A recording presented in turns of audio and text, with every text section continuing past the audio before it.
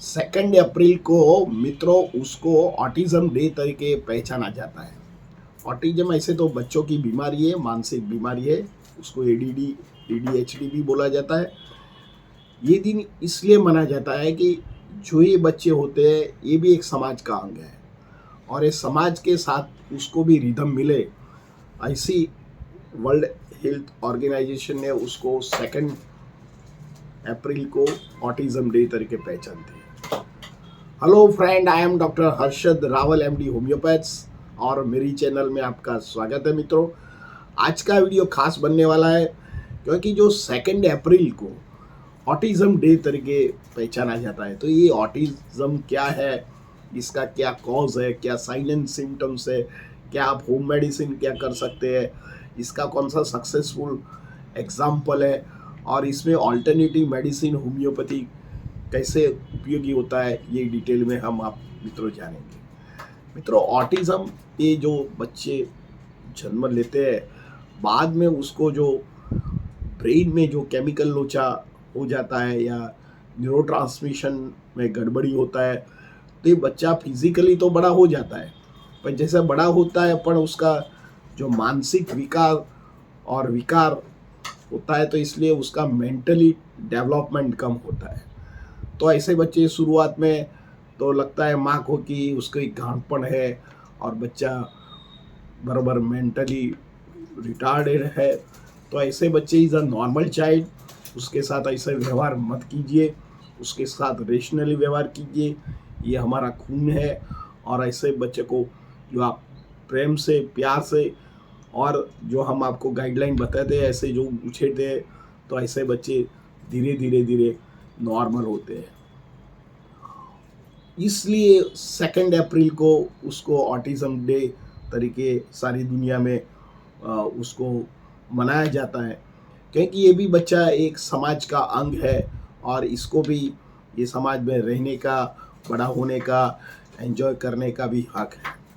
तो ऐसे बच्चे को हम अंदर से दुआ करते हैं कि भगवान उसको ठीक रखे और उनका मेंटल हेल्थ वापस लाए। तो इसमें भी होम्योपैथिक में बहुत अच्छा प्रयास किया है। मैंने 35 साल में बहुत सारे पेशेंट ऑटिज्म बच्चों को देखा है और लॉन्ग टर्म ट्रीटमेंट लेने से उसका सक्सेसफुल रेशियो बहुत अच्छा है। तो ऐसे जो दर्दी आपको लगता है तो ज़रूर ट्रीटमेंट कीजिए। ऑटिज्म को एडीएचडी डिजीज़ या attention deficit hyper active disorder या एडीडी या उसको हाइपर एक्टिव चिल्ड्रन या ऑटिज्म चाइल्ड तरीके उसको पहचानते हैं। उसका अभी तक कोई कॉज मालूम नहीं पड़ा है, पर जो भी कॉज का उसको सर्वे से एनालिसिस हुआ है, इसमें सबसे पहले जेनेटिक कॉज है। कई बार माता पिता में जो जीन की प्रॉब्लम्स होता है और बॉर्न एंड ब्रॉटअप्स जो बच्चा होता है, तो ये जेनेटिक्स बच्चे में ऐसा विकार आता है कि बच्चा का जो फिजिकली तो बच्चा अच्छा होता है पर मेंटली वो लेट डेवलपमेंट होता है या रिटायर्ड मीन्स इनएक्टिव होता है। तो ऐसे बच्चे का एक जेनेटिक कॉज है। कॉज हमारा फूड, जो पेरेंट्स पहले बॉर्न्स करता है तो ये उसका खान पीन भी बैलेंस नहीं होता है। ये बाहर के फूड ज़्यादा लेता है, आर्टिफिशियल फूड है, ब्रेड है या बाहर का जो भी फूड होता है, इसमें लेड का प्रमाण ज़्यादा होता है, मर्क्यूरी का प्रमाण ज़्यादा होता है या उसमें आयरन का प्रमाण ज़्यादा होता है या कैडमियम का फूड कंटेंट में ब्लड में ज़्यादा होता है। तो ऐसे बच्चों को जो ब्रेन में जो हमारी गायकी है उसका डेवलपमेंट नहीं करते, तो ऐसे बच्चे को एनालिसिस करने में जब बोन्स होता है तब एनालिसिस करना मुश्किल हो जाता है। तो 3 ईयर के बाद बच्चे को जैसे डेवलपमेंट होना चाहिए वो डेवलपमेंट नहीं बताता है। माता पिता को लगता है कि पहले बच्चा अच्छा था पर धीरे धीरे धीरे डिटोरेशन होता है। तो ये सही बात है कि जैसे उनका डेवलपमेंट होएगा फिजिकली बच्चा अच्छा हो जाएगा, पर जब उसका डेवलपमेंट होएगा तो धीरे धीरे धीरे धीरे उनका खुद का जो मेंटली एंड फिजिकली ये कनेक्टिविटीज दूर करेगा, तो ये खुद के एक्टिव से काम करेगा, मेंटल एक्टिव से काम नहीं करता है। Third thing, over use of the social media. हम छोटे बच्चे जब होते हैं जो माँ को काम करने का होता है या उनको भी सोशल मीडिया करने का होता है, तो उनको भी एक हाथ में फ़ोन थमा देते हैं, तो ये बच्चा भी कुछ ना कुछ ये रोल करता रहता है सोशल मीडिया में, और जाके उनकी जो जेनेटिक डिफ़ॉर्मिटी जो डेवलपमेंट होना चाहिए वो नहीं कर पाती है। तो इसके ज़रिए भी इनकी जो क्रोमोसोमल सेकेंडरी इफ़ेक्ट आती है और ये बच्चा भी धीरे-धीरे ये ऑटिस्टिक चाइल्ड हो जाता है। दुनिया में 1000 में से 2 से 3 बच्चे ऐसे पैदा होते हैं, और धीरे-धीरे ये इंडिया में भी ये बच्चे बहुत सारे पैदा होते हैं, और माता-पिता को एक चिंता का कारण हो जाता है। तो ऐसे बच्चे को हम जो शुरुआत से अल्टरनेटिव मेडिसिन को थोड़ा आप ट्रीटमेंट कराते, तो ऐसे बच्चा धीरे-धीरे ठीक हो सकता है।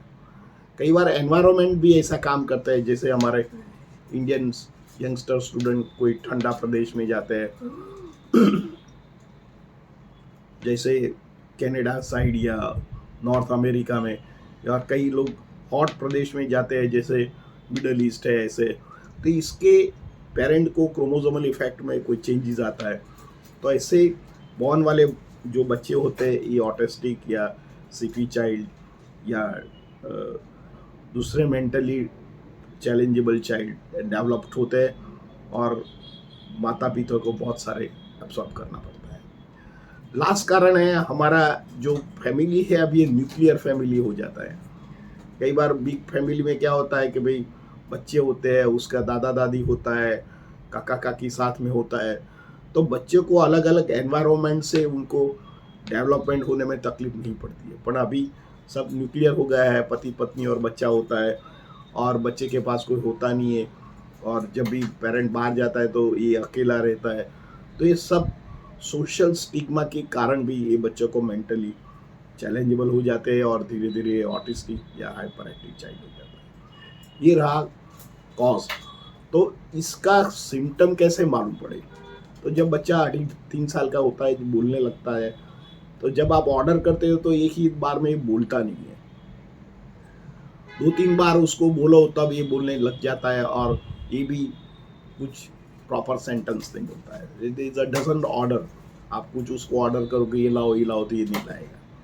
सेकंड थिंग, आप जो बोलते हैं वो रिपीट करता है। जो भी बोलते हैं कि कैसे हो तो ये कैसे हो, क्या नाम है तो उसका नाम नहीं बोलेगा, वो बोलेगा क्या नाम है। कहाँ जाते हैं तो वो बोलता है कहाँ जाते हैं। क्या खाना खाया तो वो बोलता है क्या खाना खाया। क्या खाना खाया वो नहीं बताएगा, मैंने बिस्किट खाया या दूध पिया या फ्रूट खाया, ऐसे इंडेक्स नहीं करते। ये बच्चे हाइपर एक्टिव हो जाता है, कई बार कुछ आवाज आता है तो और भड़क जाता है और एक्टिव हाइपर एक्टिव हो जाता है, तो इसलिए उसको हाइपर एक्टिव चाइल्ड बोला गया है। और ये रेस्टलेसनेस होता है, एक जगह से दूसरी जगह, दूसरी से तीसरी जगह से घूमता रहता है। बहुत सारे गुस्सा करता है, उसको मोबाइल चाहिए, टीवी चाहिए, जो उठगा लाइकलिंग कुछ नहीं आता तो मोबाइल फेंक देता है, टीवी फेंक देता है। वो प्रॉपर खाना नहीं खाता है और कोई बात में बात नहीं कर पाता है। आप उसको गुस्सा करो तो एक सेंटेंस मार बोलता है, क्योंकि ईश्वर ने उसका ब्रेन का एनालिसिस ऐसे बनाया है। तो ऐसे बच्चों के साथ आप मत गुस्सा कीजिए, ये भी समाज का ही अंग है। इसके साथ रेशनैलिटी रखिए, और ये बच्चों के साथ जितना आप अच्छी तरह रेशनैलिटी रखोगे, ऐसे फैक्टर से आप दूर रखोगे, तो ये बच्चा धीरे धीरे धीरे नॉर्मल हो सकते हैं। ऐसे बच्चों को माता पिता के साथ नहीं पर दादा दादी के साथ रखना चाहिए, क्योंकि ये दादा दादी उसकी लैंग्वेज समझता है, उसका डेवलपमेंट समझता है। इसलिए हम बोलते हैं कि जो आपका बच्चा है, ये आपका बच्चा आपका दादी ही पाल सकता है, क्योंकि उसको मालूम है। तो ऐसे बच्चों को आप जितना सोशली अटैचमेंट रखोगे, इतना ये झड़प से अच्छा होने का चांसेस है। ये मित्रों रहा उनका जो सिम्टम्स रहा। अभी ये बच्चों को कैसे एनालिसिस किया जाता है, तो ये सिम्टम्स से ही उसका कोई टेस्ट नहीं होता है। तो ऐसे बच्चों को आप, मैंने बताया कि एक तो सोसाइटी में रखिए, उसके साथ एंगेज रखिए, उसको अलग अलग एक्टिविटीज़ में बच्चे को साथ एक्टिव पार्टिसिपेंट रहे, जैसे स्विमिंग करो या कुछ खेलना रखो, आप साथ में खेलो, दूसरे बच्चों के साथ खिलाइए उसको। एक दूसरे को बच्चे को बोलो कि उसके मुंह में रखे, दूसरा बच्चा उसके मुंह में रखे, उसके छोटे छोटे पोएम दिखाइए। आप कोई भी धर्म में या हिंदू या कोई भी मुसलमान या क्रिश्चनाइज हो, तो आपके धर्म में भी छोटे छोटे जो पोएम्स आते हैं, सेंटेंस आते हैं, या भगवान का या अल्लाह का, या क्रिश्चनाइज में जो भी छोटे छोटे पोएम आते हैं, उसको बुलाइए, उसको एकस्टम कीजिए। तो धीरे धीरे उसका जो स्पीच होता है और ब्रेन के साथ जो सेंटर जो केमिकल इम्बैलेंस रहता है वो बैलेंस हो जाता है और एक झड़प से बच्चा उछाता है। देखो, बच्चे में इम्यूनिटी पावर बहुत स्ट्रांग होती है, आप वो इम्यूनिटी को खाली धक्का देने का है। तो ऐसे तरह ये धक्का देते हैं, जैसे मैंने बताया कि भाई पेरेंट के साथ रखिए, उसके साथ ज़्यादा एंगेजमेंट कीजिए, avoid to the TV and जो मोबाइल है, 1-2 साल आपको भी डिहोटी करना चाहिए, और ऑल्टरनेटिव मेडिसिन। तो ये बच्चों को एनहेंस करता है, मेंटली पावरफुल, और धीरे धीरे बच्चा ठीक हो जाता है। मित्रों, आपने माइकल फ्लैप का नाम सुना होगा। ये माइकल फ्लैप में ऐसी छोटी कहानी है कि उसकी इज अ ऑटिस्टिक चाइल्ड, इसके केयर तो रखती थी, पर उसका मदर उसकी दूसरी बच्ची को स्विमिंग करने के लिए ले जाती थी। तो बच्ची को तो स्विमिंग करता था, पर जो उसका जो उधर स्विमिंग पूल का इंस्ट्रक्टर था, तो वो बच्चे को देखा, ऑटिस्टिक चाइल्ड को, ये बच्चा पैर हिलाता है, तो आप उसको क्यों नहीं उसको स्विमिंग कराते। ऐसे उनकी माँ को, माइकल फ्लैप की माँ को बताया। उन्होंने बोला कि ये ऑटिस्टिक चाइल्ड है, तो ये नहीं स्विमिंग कर सकेगा, क्योंकि नॉर्मल चाइल्ड नहीं है। पर इसका रस उनकी जो इंस्ट्रक्टर ने बताया कि नहीं, आप उसको हम लैंग्वेज सिखाते हैं, क्योंकि उसका जो पैर होता है बहुत एक्टिव हलन चलन करता है। तो उन्होंने देखा कि इनकी जो शक्ति है ये स्विमिंग में है, तो उसको पहले तो सिखाया, उनकी लैंग्वेज सिखाया, जब सिटी बचता था कैसे स्विम करने का, स्विमिंग सिखाया। तो आज आप मानोगे नहीं, ये ऑटिस्टिक चाइल्ड दुनिया का नंबर 1 स्विमर है, और उन्होंने वर्ल्ड जो ओलंपिक होता है स्विमिंग में 20 वर्ल्ड रिकॉर्ड उन्होंने एस्टैब्लिश किया है, और आज तक किसने ब्रेक नहीं किया है। तो आपका बच्चा इज अ वेरी प्रेशियस बच्चा है, और ये लाखों में एक बच्चा है। उनकी शक्ति देखिए और वही दिशा में आप काम कीजिए। कोई पढ़ा लिखा ही आदमी सब कर सकता है ऐसी बात नहीं है। कोई भी चीज़ में वो पारंगत हो सकता है, जैसे स्पोर्ट्स में हो सकता है, जैसे कुछ आर्ट्स होता है, कहीं कुछ गाना बजाना भी अच्छा होता है। ईश्वर ने उसको कुछ शक्ति तो दिया है, तो आपको बच्चे को ऐसे देखिए, समझिए, और ऐसे तरह आप काम करते तो बच्चा फिर से ठीक हो सकता है। मित्रों, ऐसे बच्चे को आप होम मेडिसिन में आप फ्रूट जूस है या वेजिटेबल जूस है, ये फूड ज़्यादा दीजिए, आर्टिफिशियल फूड मत दीजिए। जो ईश्वर ने बनाया है ऐसे फूड दीजिए। कई बार माता पिता उसको आर्टिफिशियल फूड देते हैं, डब्बे वाला फूड देता है, इसमें खाली सरप्राई आती है, तो ऐसे फूड मत दीजिए, ये ईश्वर ने नहीं बनाया। केला है, पपीता है, या एप्पल है, ये सब ईश्वर ने बनाया है। तो जो ईश्वर ने बनाया है वो चीज़ उसको ग्राह्य कराइए। साथ में आप ब्राह्मी, शतावरी, शंख पुष्पवती का पाउडर आता है, ये ब्रेन केमिकल लोचा में जो डिस्टर्बेंस होता है लॉन्ग टर्म हनी के साथ देते, तो इससे बच्चे को रिस्टोर हो सकता है। होम्योपैथिक में बहुत इंडिविजुअल मेडिसिन है, ये बच्चे देख के ही सिलेक्शन होता है, कोई स्पेसिफिक दवा नहीं होती है। तो ऐसे बच्चे को आपके नज़दीक के कोई MD क्वालिफाइड डॉक्टर के पास जाके ही ट्रीटमेंट लीजिए, थोड़ा वक्त दीजिए, और ऐसे बच्चे अच्छे हो सकते हैं। ये हमारे सोसाइटी का एक ही अंग है। ऐसे पेरेंट्स को फ्रस्ट्रेट होने की ज़रूरत नहीं है। बच्चे के साथ अच्छा व्यवहार, उसको एक्टिव रखो, पेरेंट के साथ रखिए, नेचुरल फूड दीजिए, अल्टरनेटिव मेडिसिन में होम्योपैथिक की दवा दीजिए, लॉन्ग टर्म दीजिए, तो ऐसे बच्चे शॉर्ट अच्छा हो जाता है, और आपका बच्चा भी फ्रेश से उनकी मेंटल हेल्थ वापस आ सकता है। ऐसे बच्चों को मैं नमन करता हूँ, ईश्वर उसकी मेंटल हेल्थ वापस लाए। Thank you.